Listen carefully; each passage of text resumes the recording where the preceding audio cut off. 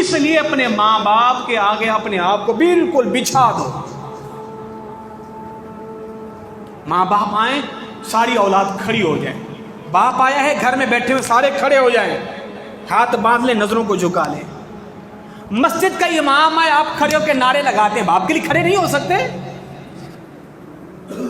استاد کے ہاتھوں کو بوسہ دیتے ہو, پیر کے ہاتھوں کو بوسہ دیتے ہو, کیا ماں کے ہاتھ کو چومتے ہو تمہیں شرم آتی ہے؟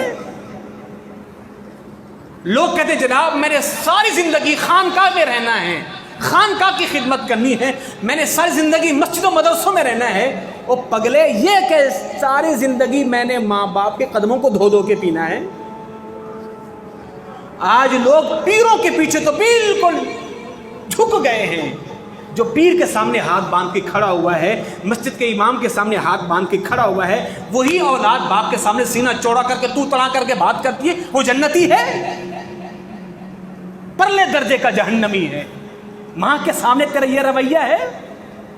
اونچی آواز میں وَقُلْ لَهُمَا قَوْلًا كَرِيمًا. مفسر کرام فرماتے ہیں اس کا مطلب یہ ہے وَقُلْ لَهُمَا, جب بھی ان سے بات کرو قولاً کریما, اچھی بات کرو, اس طرح بات کرو جس طرح نوکر غلام اپنے آقا سے بات کرتا ہے, آپ بھی اپنے ماں باپ سے یوں ہی بات کرو.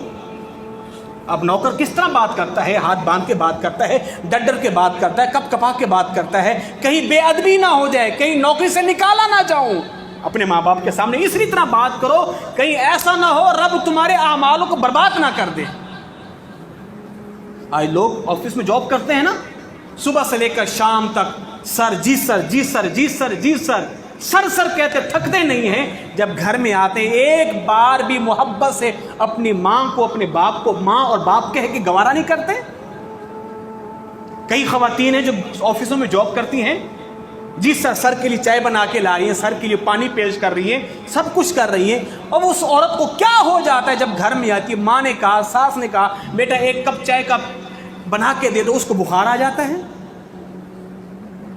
غیروں کی غلامی کر رہے ہو, جہاں تمہاری عزت مجروح ہو رہی ہے چند ٹکوں کی خاطر, اور یہاں رب تمہارے رزق میں برکت بھی دے گا, رب تمہیں عمر میں برکت دے گا, تو پھر یہاں تم خدمت کیوں نہیں کر رہے؟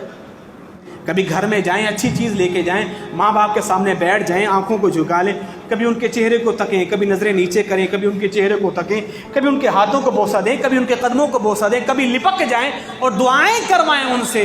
اس لیے کہ اللہ کی قسم میرے مصطفیٰ نے فرمایا باپ کی دعا سب سے زیادہ اس کی اولاد کے حق میں قبول ہوتی ہے.